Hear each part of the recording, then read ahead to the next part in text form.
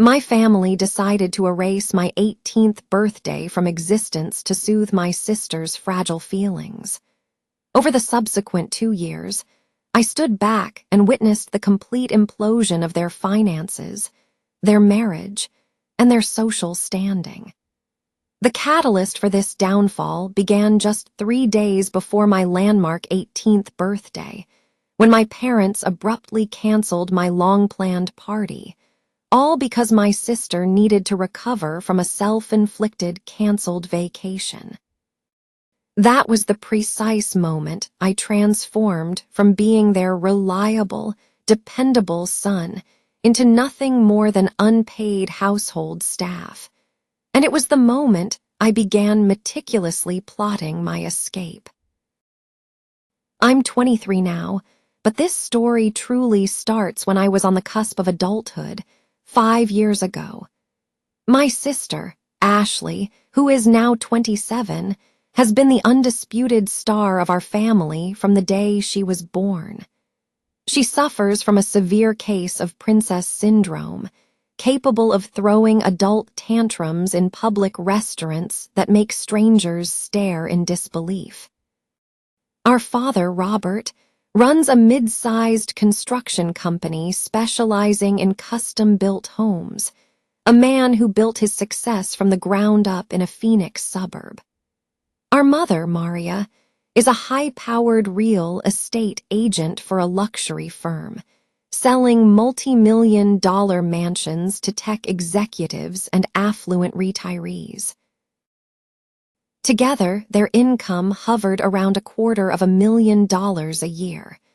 We were living the Arizona dream, a sprawling house in a gated community, a backyard pool shimmering under the summer sun, and a 2-car garage.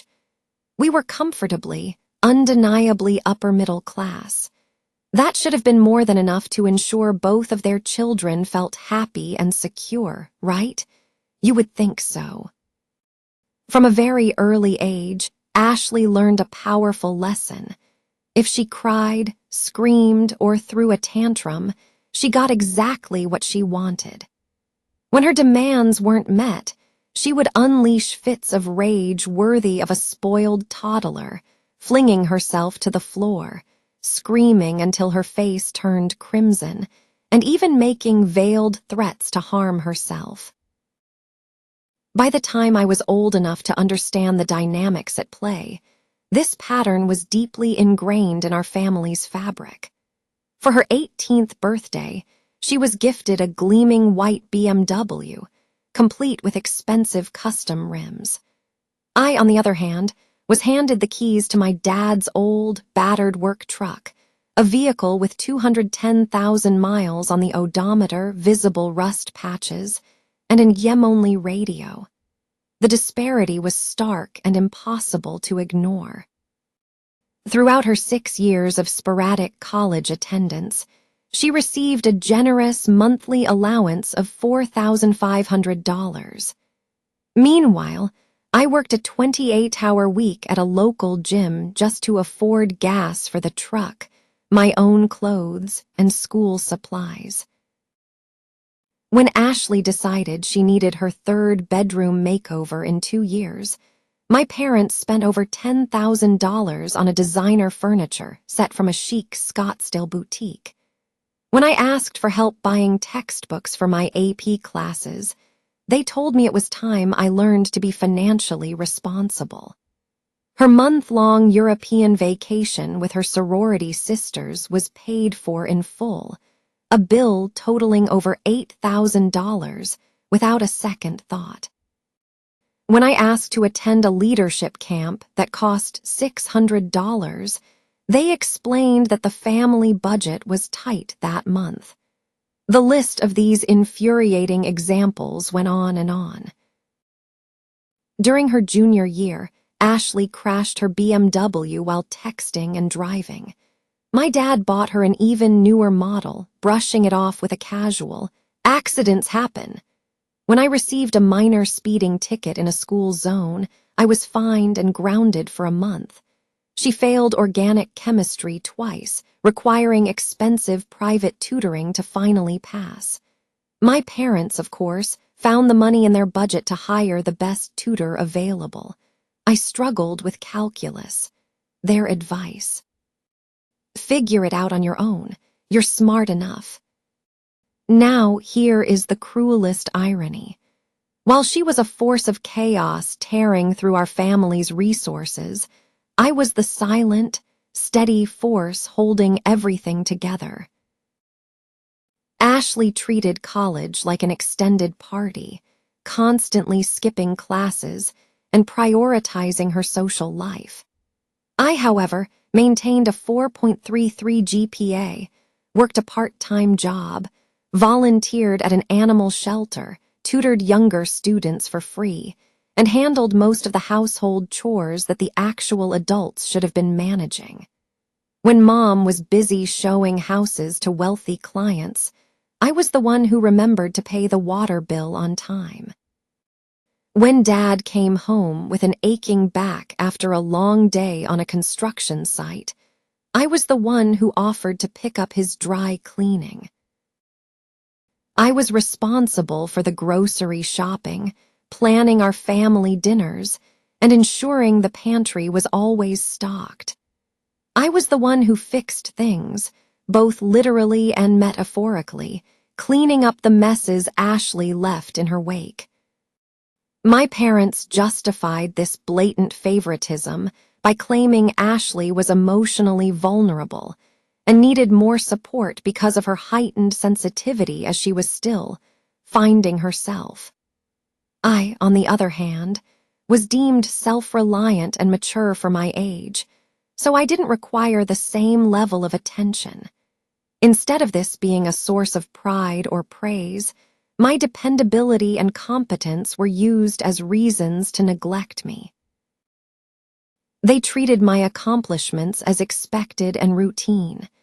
Every one of Ashley's failures, however, was treated as a family crisis that required everyone to rally around her.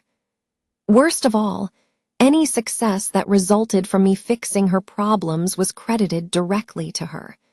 When she wrecked her BMW, I spent an entire weekend helping my dad assess the damage, source replacement parts, and negotiate with the insurance company. She passed organic chemistry on her third attempt only after I spent months tutoring her, reteaching her basic high school level concepts. When she was arrested for underage drinking at a fraternity party, I was the one who drove to the police station at 4 in the morning to bail her out because my parents found it too emotionally overwhelming and disappointing to handle. Yet, when Ashley finally graduated with a community college diploma, a full 2 years behind schedule, who received all the praise? She did, of course. Mom would gush about her daughter's incredible resilience. I was the family's unpaid intern, essential to the operation but completely invisible and unappreciated. I promised myself that turning 18 would change everything. I would finally be a legal adult.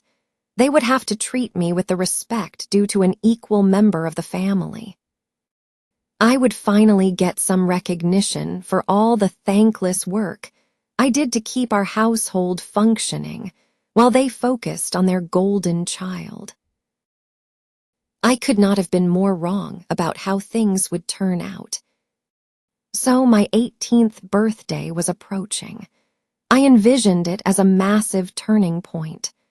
I was legally an adult, just months away from high school graduation, and I had already received early acceptance to Arizona State University with partial scholarships based on my GPA and extracurricular activities. I had been looking forward to this birthday for what felt like my entire life. I yearned for a moment that was truly mine, a day where I was the center of attention not for fixing someone else's mess or for being quietly responsible, but simply for being me. I wanted to feel seen and valued for my own accomplishments. I approached my parents about having a nice celebration. Nothing over the top, just a backyard party with about 25 or 30 close friends and family members. We could have a barbecue, some music, the whole 9 yards. I even offered to contribute my own savings from my job to help cover the costs. Both of my parents seemed genuinely enthusiastic. "Our baby boy is becoming a man," Mom would say to her friends and clients, framing it as a wonderful family occasion. Dad even suggested renting one of those large, inflatable obstacle courses. We spent weeks planning. We sent out proper invitations 3 weeks in advance, ordered a custom cake from the fancy downtown bakery, and planned a full menu of grilled burgers, hot dogs, and various side dishes. Mom even helped me create a playlist of my favorite songs. I invited my best friend Dylan, my girlfriend, my teammates from the wrestling team, and the guys I worked with at the gym. I also invited my favorite teacher, the one who wrote my college recommendation letters and always believed in me. I even invited my boss, who had become a mentor and a father figure to me. This was my moment to show everyone that the quiet, responsible kid had made it. With my university acceptance, scholarships, and a network of genuine supporters, I felt ready to step confidently into adulthood. But then, exactly 3 days before the party, Ashley's spring break trip to Cancun fell apart. She and her college friends had been planning this trip for months. It was meant to be a week-long extravaganza at a luxury resort with $400 a night suites, non-stop beach parties, and professional photo shoots for her Instagram. The complete influencer lifestyle she desperately craved. Dad had already shelled out $4,500 for her share of the resort, flights, and spending money. She had spent weeks agonizing over bikinis, getting spray tans, and buying designer luggage. However, some incomprehensible drama erupted within her friend group. Suddenly, the trip was off, deposits were forfeited, and Ashley was left at home for spring break with no plans. She arrived home that Friday afternoon in a state of complete and utter meltdown. I'm talking about a full-scale nuclear crisis, uncontrollable sobbing, screaming, throwing things around her room, and slamming doors. This vacation was supposed to be her reward for barely passing her classes that semester. Instantly, my parents snapped into crisis management mode. Mom canceled 3 client appointments, risking thousands in commissions, to be by her side. Dad called off his weekend golf and poker plans with his friends. They scheduled an emergency session with her therapist, ordered her favorite expensive Thai food from across town, and drew her a bubble bath with her favorite pricey bath bombs. They treated her as if she were grieving a profound loss, not just missing out on a lavish vacation that most people could only dream of. On Saturday morning, less than 24 hours before my party was scheduled to begin, I was in the kitchen getting things ready. Ashley came downstairs, still in her silk pajamas, her eyes swollen and red from her festival of tears. "I can't handle having a party here tomorrow," she announced, her voice trembling as if delivering a grave medical diagnosis. "I'm just too emotionally fragile right now. The noise and all those people will trigger my anxiety about the trip, and it will set back my emotional recovery." My stomach felt like it had dropped to the floor. "Ashley, it's my 18th birthday party. We've been planning this for weeks. People are already on their way." "I know, and I'm sorry for the timing," she whimpered, fresh tears welling up in her eyes. but I'm going through something really traumatic right now. I need the house to be a calm, peaceful space so I can process my feelings. Having a party would be incredibly insensitive to my current emotional state." Mom immediately began nodding in agreement, as if Ashley had just delivered a profound piece of wisdom. "She has a point, honey. Your sister is dealing with a lot of disappointment and rejection. This Cancun situation has really shaken her confidence." I was in disbelief. "Mom, it's my 18th birthday. This is a huge milestone. People are expecting to come. I invited my teacher, my boss, my girlfriend's parents." That's when Ashley delivered the killing blow, her voice dripping with manipulative sweetness. "If you really cared about me as your sister, you would postpone it until I'm feeling better. Family is supposed to support each other during hard times, not make things worse by being selfish."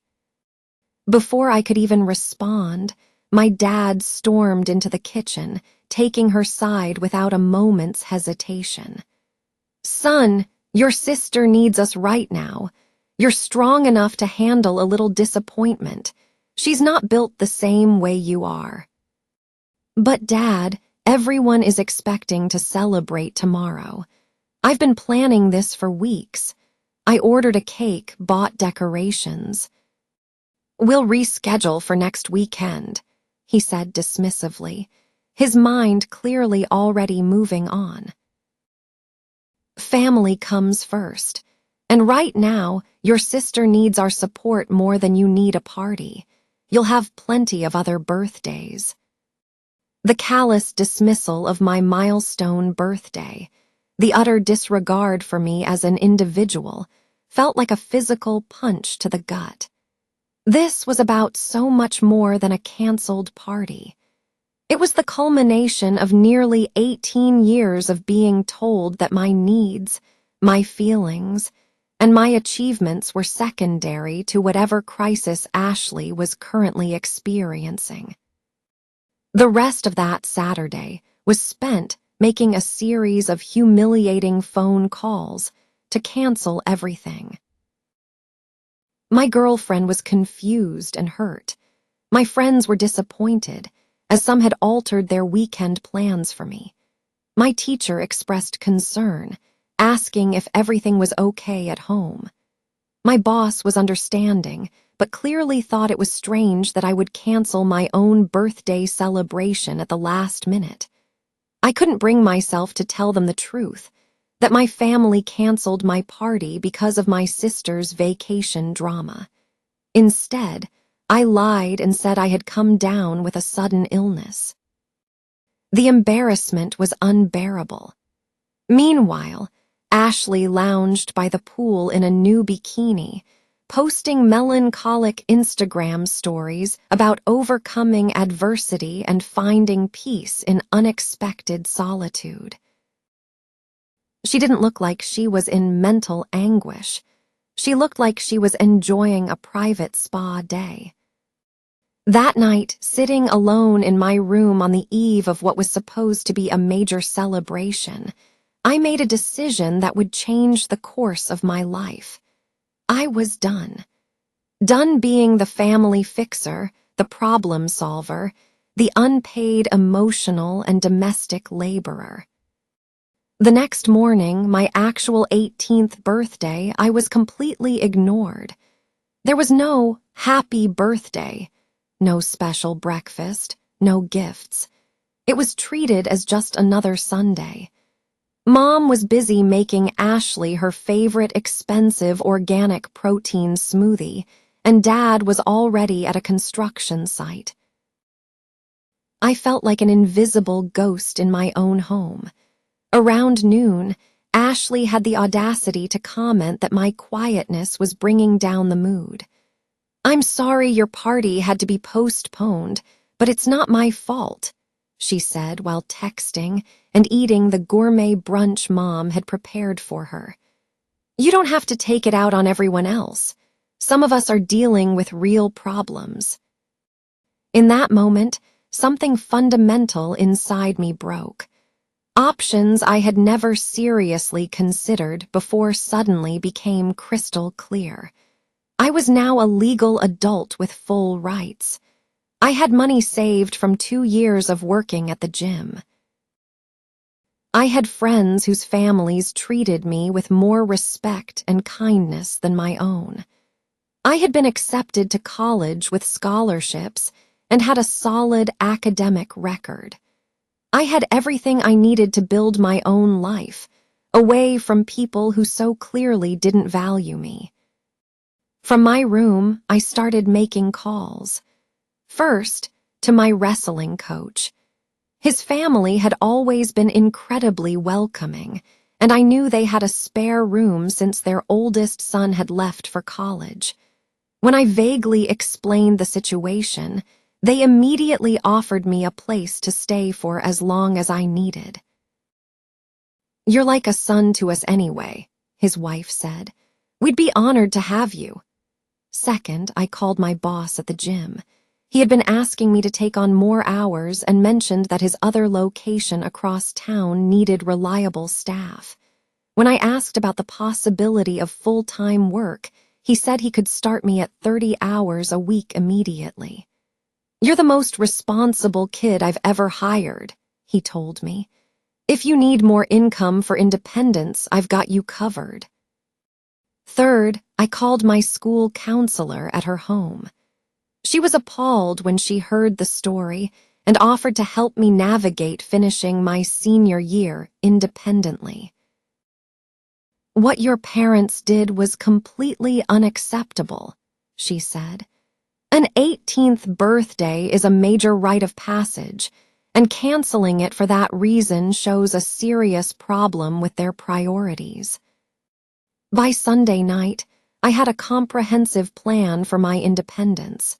For the next week, I acted as if nothing had changed. I went to school, worked my shifts at the gym, and did my usual chores around the house. My parents interpreted this as me handling the disappointment maturely and thought my attitude had improved.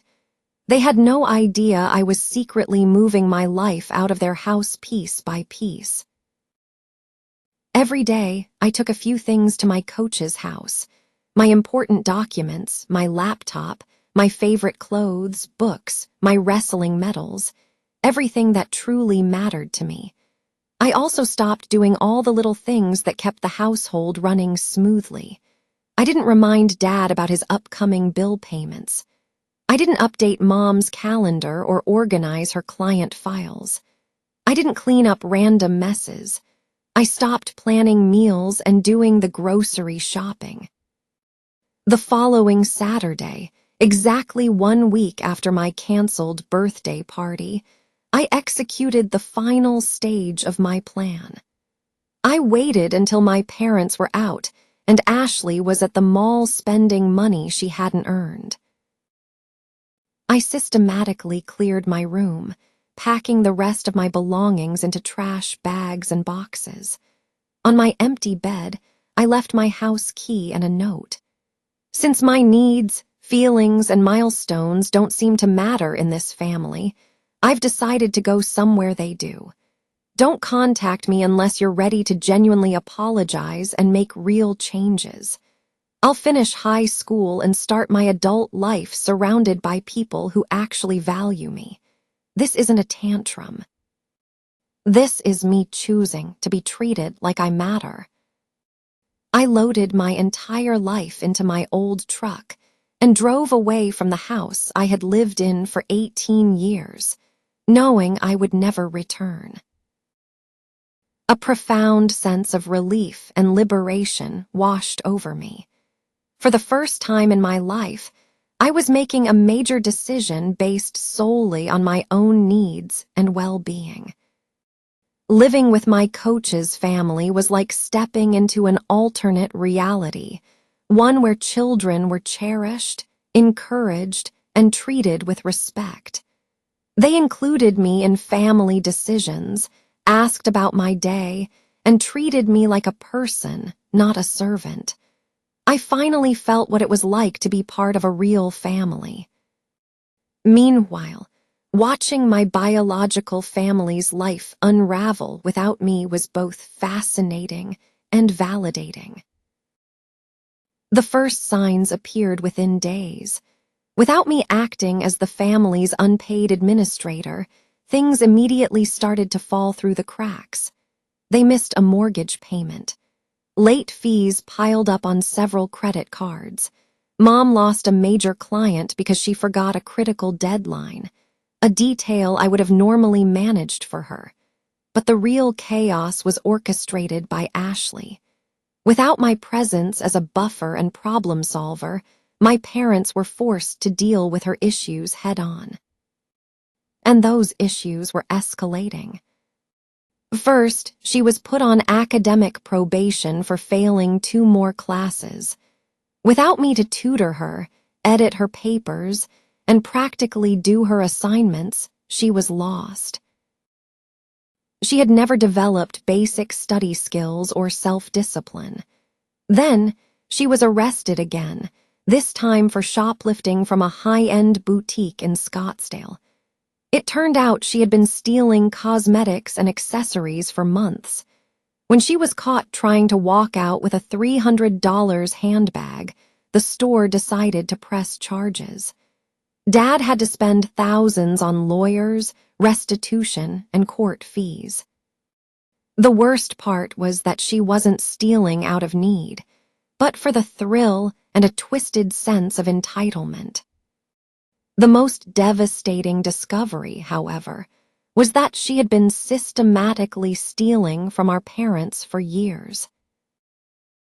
With me gone, there was no one to balance the checkbooks or explain away mysterious charges.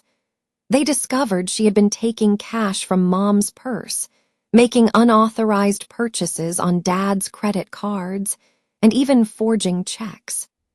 The total came to an astonishing $35,000 over 2 years, money that could have paid for my college education, money that should have been saved for their retirement. But instead of confronting her, they doubled down on enabling her. Dad took out a second mortgage on the house to cover her mounting legal bills and debts. Mom started working 7 days a week to try to keep them afloat. I watched all of this unfold from a distance, through the neighborhood grapevine and mutual contacts on social media. My parents looked exhausted and stressed in every photo. Their perfect family image was cracking.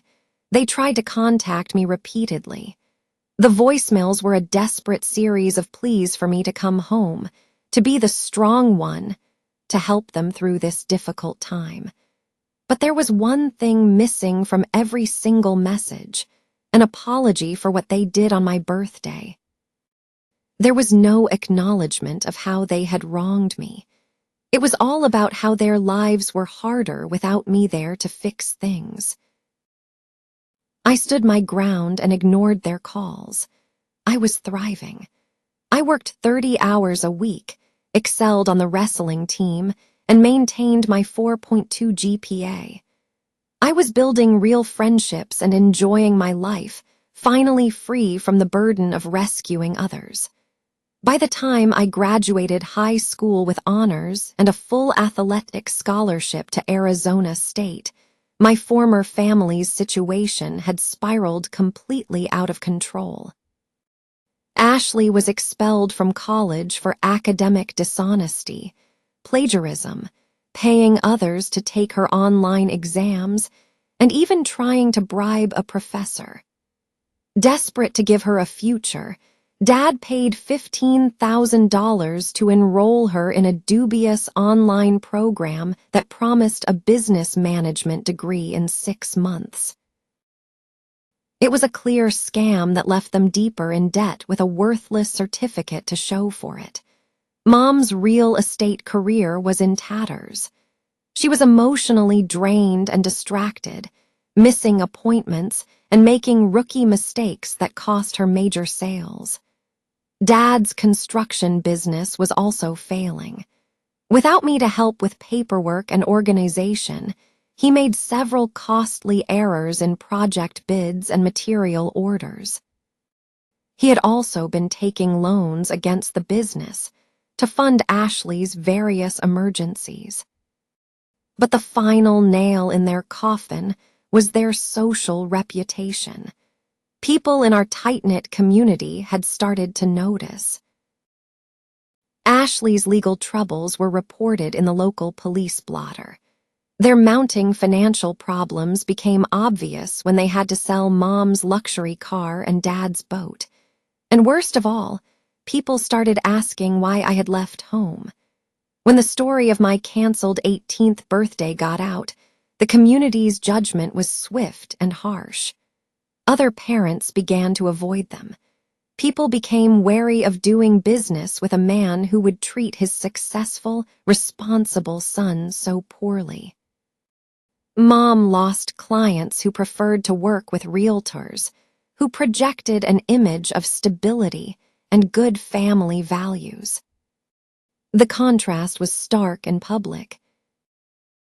While my biological family was imploding, I was having a phenomenal senior year, winning wrestling championships, receiving academic awards, and being celebrated by my new surrogate family. Their entire identity had been built on being the perfect family with the perfect children. With Ashley's problems exposed and me no longer there to prop up the facade, that identity crumbled. The calls and texts became more frequent, more frantic. "Son, please," one voicemail from Dad said. "We know we made mistakes, but we need you. Your mother is crying every night. The business is failing. People in the neighborhood keep asking about you, and we don't know what to tell them." I never answered. I was accepted to Arizona State on a full ride, promoted to shift supervisor at my job, and was building a great life with my girlfriend and my friends. About 18 months after I left, during my second year of college, Ashley orchestrated the final crisis that would obliterate what little was left of my parents' financial and social world. She had gotten involved with a shady boyfriend who convinced her that cryptocurrency was a surefire way to get rich quick. It wasn't a legitimate investment. It was a blatant pyramid scheme involving a fictitious coin that promised 500% returns in 6 months. Ashley gained access to the family's accounts and invested $45,000 of my parents' IRA savings into the scam. This was their entire retirement fund, their emergency savings. When the scheme inevitably collapsed and the con artists vanished, so did every dollar my parents had worked their entire lives to save. But that wasn't all. It turned out Ashley had been secretly accumulating debt in my parents' names for over a year. She had used their information to open credit cards and take out personal loans without their knowledge. By the time they discovered the extent of her fraud, she had made them legally responsible for over $80,000 in debt. Combined with the lost savings, the total financial devastation was over $125,000. The ruin was absolute. They were forced to declare bankruptcy, shattering their credit and professional reputations. They lost the house I grew up in. They downsized to a small 2-bedroom apartment in a bad part of town. Dad's construction business went under. Mom was forced to take a low-paying job at a corporate real estate firm where she was treated poorly. The emotional toll was even greater. Faced with real consequences for the first time in her life, Ashley had a complete breakdown. She moved back in with my parents, a 26-year-old woman-child completely dependent on them. The stress destroyed their marriage. After 26 years together, they separated, unable to cope with the resentment and pressure. Then last month, everything came full circle. I was in my apartment near campus studying for finals when an unknown number called. It was my dad calling from his brother's phone. His voice was heavy with a weariness I had never heard before. "Son," he began, "please don't hang up. I know you have every right to hate us, but we need to talk. We need your help." There was a new, broken quality in his tone that made me listen. "Your mother and we've lost everything. The house, the business, our marriage. We're living apart, working minimum wage jobs just to get by. And Ashley, she's completely dependent on us, but we can't even take care of ourselves." He paused, gathering himself. "We know why you left. We've had 3 years to think about it, and we know we treated you terribly. We canceled your 18th birthday, and we've been paying the price ever since. You were the one holding our family together, and we threw you away." It was a genuine admission, a moment of self-awareness I never thought possible. "We're not asking for money," he continued. "We know we don't deserve that. We're asking for advice, guidance. You're the only one in this family who has their life together. You're thriving. You've become everything we should have supported you to be." Then Mom got on the phone, sobbing. "Baby, I'm so sorry. We realized you were the best thing about our family, and we threw it away. We don't know how to fix this without you." After they finished, I took a long, steadying breath. With the clarity that comes from 3 years of freedom and self-respect, I told them exactly what I thought. "You're right. You don't deserve forgiveness. You canceled my birthday for a spoiled brat's tantrum. You spent my entire childhood treating me like an employee while enabling her to become a financial criminal who destroyed your lives. You did this to yourselves." I let that sink in. "But," I said, surprising even myself, "I'm willing to have a relationship with you under very specific conditions. First, Ashley gets intensive professional help, gets a job, and starts paying back what she stole. Second, you both publicly acknowledge to your friends and family that you treated me unfairly and that my leaving was justified. Third, any future relationship is based on mutual respect, not on your need for me to fix your problems. And fourth," I concluded, "you need to understand that I am not your son coming home to save the family. I am an independent adult offering a conditional relationship to people who must prove they have fundamentally changed." They agreed to everything without hesitation. For the past month, they've been trying. Ashley is in therapy and working part-time at a fast food restaurant. Mom is drafting an apology letter to share with our old community. They are both in counseling to address their enabling behaviors. I don't know if I can ever truly forgive them. The damage runs too deep. But seeing them forced to confront the consequences of their choices, to finally take responsibility while I thrive on my own terms, that has been the most satisfying and validating justice I could have ever imagined.